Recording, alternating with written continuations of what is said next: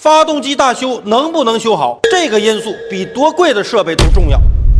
我们经常在网上能看到一些专业维修发动机的专业门店展示着专业的高大上的维修设备，然后说只有这些设备才能够把发动机修好。实际上，老帮菜并不是完全认可这个说法。比这些高大上的设备更重要的是我们人为的检测环节。我们的发动机唐完缸之后，不管是二战的设备唐的，还是多么先进的航模机唐的，回来之后啊，我们都要做精准的测量。如果加工的数据符合主机厂的标准，那这台发动机装完之后才能真正的用得住。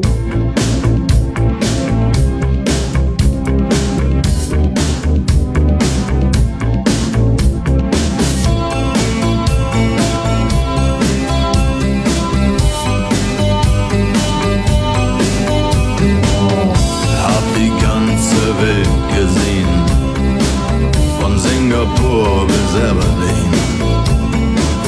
Wenn du mich fragst, wo's am schönsten war, sag ich Sansibar. Es war eine harte Überfahrt, 10 Wochen nur das Deck geschrubbt. Hab die Welt verflucht, in den Wind gespuckt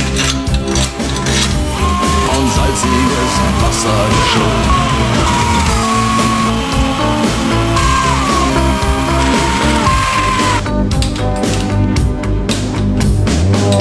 Als wir den Anker warfen, war's himmlische Ruhe und die Sonne stand senkrecht am Himmel.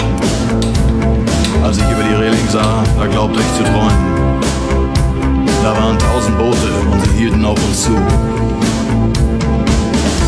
In den Booten waren Männer und Frauen, ihre Leiber glänzten in der Sonne. Und sie sangen ein Lied, das kam mir seltsam bekannt vor, aber so hatte ich's noch nie gehört. So hatte ich's noch nie gehört.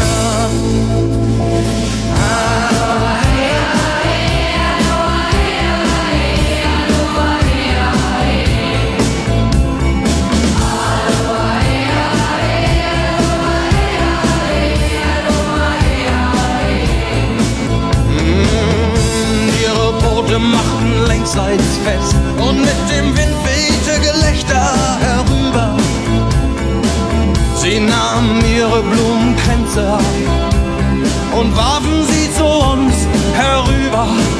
Hey, und schon war die Party im Gange.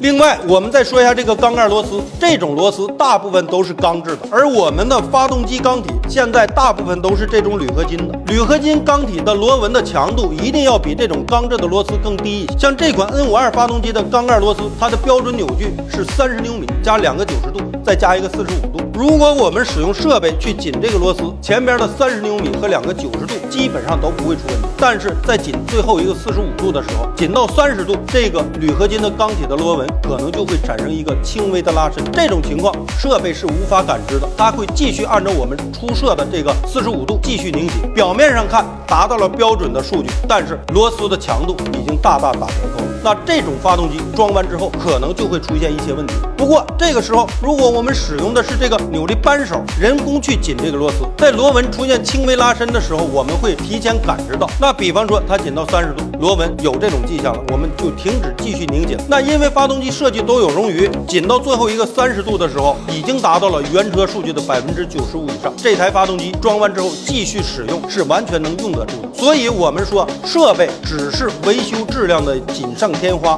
人为因素更重要。我是修车老帮菜，每天分享一点不一样的修车内容。